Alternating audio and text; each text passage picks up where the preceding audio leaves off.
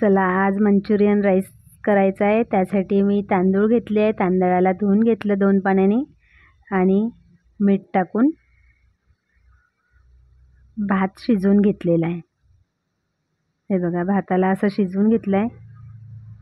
खूप पाणी नाही टाकायचं, कमी पाण्यामध्ये शिजवायचं आहे. आणि हे बीटरूट घेतले.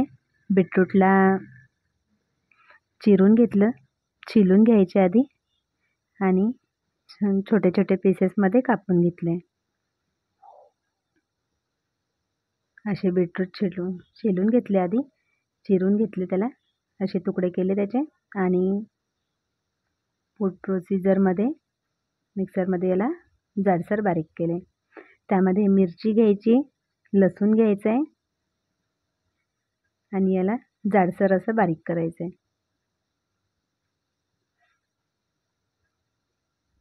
बघा, हे असं जाडसर बारीक करून घेतलं आहे.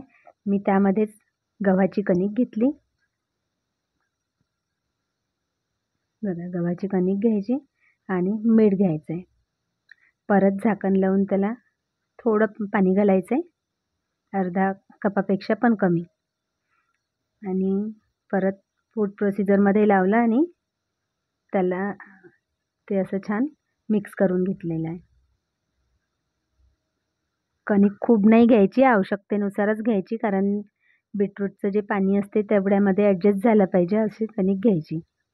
पाणी वरून टाकायचं नाही. आणि मग असे छोटे छोटे बॉल तयार केले आणि मंचुरियन असे तळून घेतले.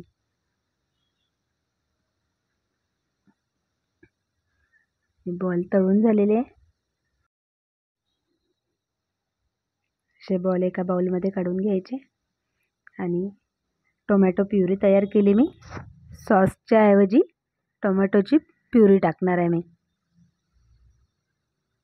हे बघा, अशी प्युरी तयार केली.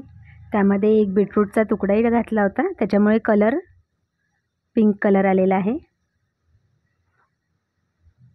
हे बघा, अशी प्युरी तयार केली.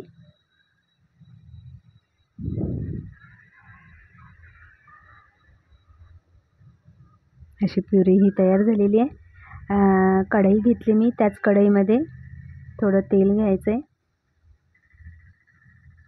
जिरं घ्यायचं आणि मिरची घेतली. मिरचीला थोडं फ्राय करून घ्यायचं आहे. मिरची फ्राय झाल्यानंतर यामध्ये टोमॅटोची जी प्युरी तयार केली होती आपण ती घेतली आणि सोया सॉस घ्यायचं आहे. पोहे खायच्या चमच्यानी 3 चमचे मी सोया सॉस घेतलेला आहे. असं छान मिक्स करून घ्यायचं. त्यामध्ये 1 चमचा तिखट घ्यायचं आणि 1 चम्मच मीठ घ्यायचं, आपले चवीनुसार मीठ घ्यायचं आहे. मटर घेतले, ग्रीन मटर घ्यायचे, धनिया पत्ता आणि आपण शिजवून ठेवलेला भात होता तो भात घेतला. आणि असा हा मंचुरियन राईस आपला तयार झाला आहे. करून बघा, खूप छान वाटते हा खायला. हे बघा.